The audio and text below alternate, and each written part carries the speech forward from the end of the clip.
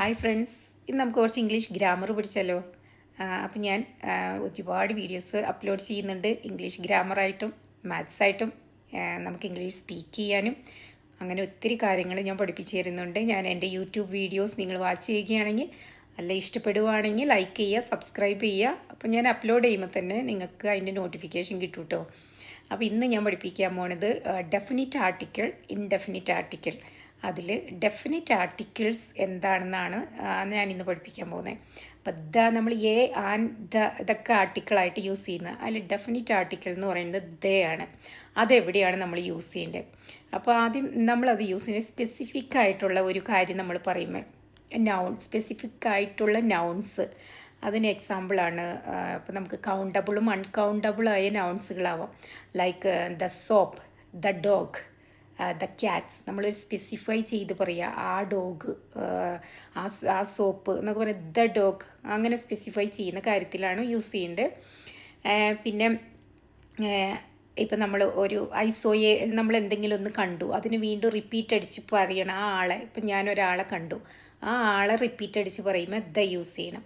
അല്ലെങ്കിൽ ഞാനൊരു ബുക്ക് വായിക്കുമായിരുന്നു, ആ book, the book was amazing, the book was. അപ്പോൾ വീണ്ടും ആ ബുക്കിനെ പറ്റി പറയുമ്പോൾ എപ്പോഴും ദ യൂസ് ചെയ്യണം. പിന്നെ സൂപ്പർലേറ്റീവ് ഡിഗ്രികൾ വരുമ്പോൾ ദ ബെസ്റ്റ് സ്റ്റുഡൻറ്റ്. സൂപ്പർലേറ്റീവ് എന്ന് പറയുമ്പോൾ ബെസ്റ്റ്, അങ്ങനെയുള്ള കാര്യങ്ങൾ വരുമ്പോഴാണ് സൂപ്പർലേറ്റീവ് ഫോമാണത്.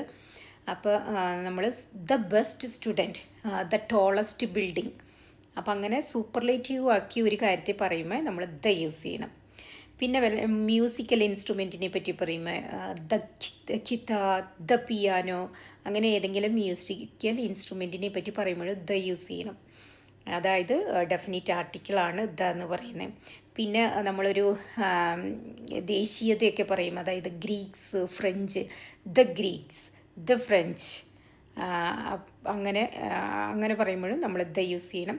പിന്നെ ഒരു കുടുംബത്തിൻ്റെ നെയിം, നമ്മളൊരു ഫാമിലി നെയിം പറയുവാണ്, അതായത് the Browns, the Clintons, the smiths.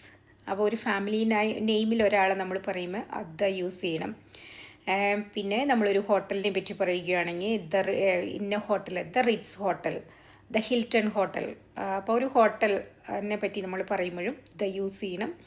പിന്നെ ഒരു സിനിമ തിയേറ്ററുകളെ പറ്റി പറയുമ്പോൾ ഒരു palace, the palace, the Odeon theatre, ഏതെങ്കിലും ഒരു ഷേക്സ്പിയർ തിയേറ്റർ, അപ്പോൾ അവിടെയൊക്കെ നമ്മൾ ദ യൂസ് ചെയ്യണം.